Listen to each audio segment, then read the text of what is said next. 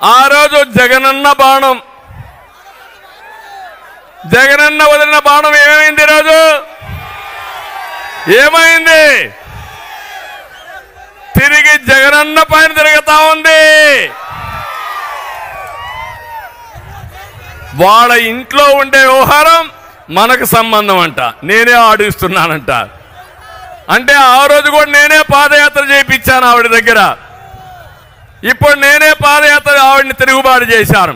అంటే సిగ్గు ఎగ్గు లేకుండా, చెప్పిన అబద్ధాలు చెప్పకుండా, కళ్ళార్పకుండా అబద్ధాలు చెప్పే వ్యక్తి ఈ జగన్మోహన్ రెడ్డి అని చెప్పి కూడా నేను మీకు తెలియజేస్తున్నా.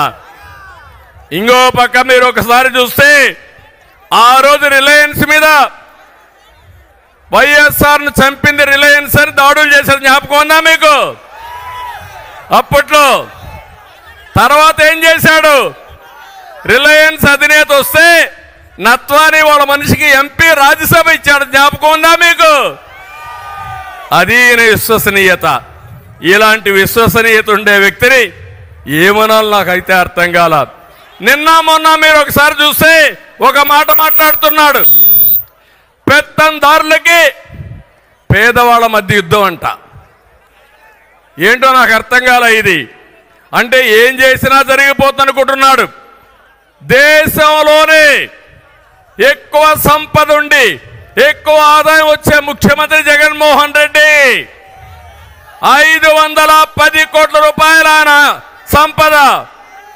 దేశంలో ఉండే అందరూ ముఖ్యమంత్రుల ఆదాయం ఎంతుందో దానికంటే ఎక్కువ ఆదాయం సంపద ఈయనకుంది. నేను అడుగుతున్నా, ఇప్పుడు 5 ఏళ్లలో మీ ఆదాయం పెరిగిందా? పెరిగిందా మీ ఆదాయం? ఆయన ఆదాయం పెరిగింది. ఎట్లా పెరిగిందో మీకు చెప్పాలి కదా. ఇప్పుడు చెప్పే ధైర్యం జగన్మోహన్ రెడ్డికి ఉందా అని అడుగుతున్నా. చెప్తాడా అని మిమ్మల్ని అడుగుతున్నా. తమ్ముళ్ళు ఎక్కడ చూసినా దోపిడీ ఇలాంటివన్నీ చేసి ఇష్టానుసారంగా పెంచుకొని ఈయన వీళ్ళ మనుషులందరూ కూడా దోపిడీ చేసే పరిస్థితికి వచ్చారు. నేను అందుకనే ఈరోజు అడుగుతున్నా, ఇవన్నీ మీరు సంపాదించారు, మీరు దేశంలోనే రిచెస్ట్ మ్యాన్గా తయారయ్యారు. ఈ రాష్ట్రంలో ఉండే ప్రజలు మాత్రం దేశంలో నిరుపేదలుగా తయారయ్యే పరిస్థితి తెచ్చారు. అది మీరు చేసిన ఘనత అని చెప్పి కూడా నేను మీకు తెలియజేస్తున్నా. ఈరోజు ఇంకొక పక్కన ఈ జిల్లాలో, ఈ రాష్ట్రంలో మంత్రులు ఉన్నారు. ఏం తమ్ముళ్ళు, ఎవడైనా ఒక్కడైనా సమర్థమైన మంత్రులు ఉన్నారా అని మిమ్మల్ని అడుగుతున్నా. కానీ ఒక పాలసీ పెట్టాడు, ప్రతి ఒక్క మంత్రి, ప్రతి ఒక్క ఎమ్మెల్యే మనల్ని తిట్టాలి.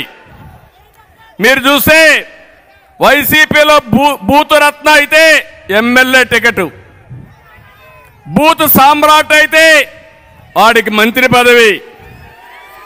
ముందు నన్ను తిట్టాలి, పవన్ కళ్యాణ్ తిట్టాలి, లోకేష్ని తిట్టాలి, అప్పుడే వీళ్ళకి మంత్రి పదవులు, అప్పుడే ఎమ్మెల్యే సీట్లు, అప్పుడే ఎంపీ సీట్లు. ఇది ఎక్కడ సౌభాగ్యం అని అడుగుతున్నా. డయాఫార్మాల్ అంటే తెలియని వ్యక్తి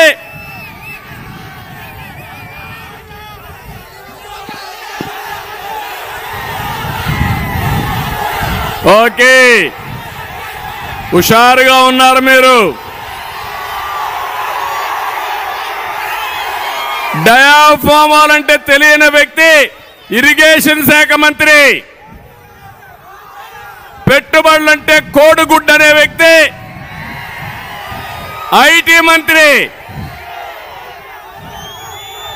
ధాన్యానికి సంచులు ఇవ్వలేని మంత్రి పౌర సరఫరాల మంత్రి, కోర్టు ఫైలు లేపేవాడు వ్యవసాయ శాఖ మంత్రి.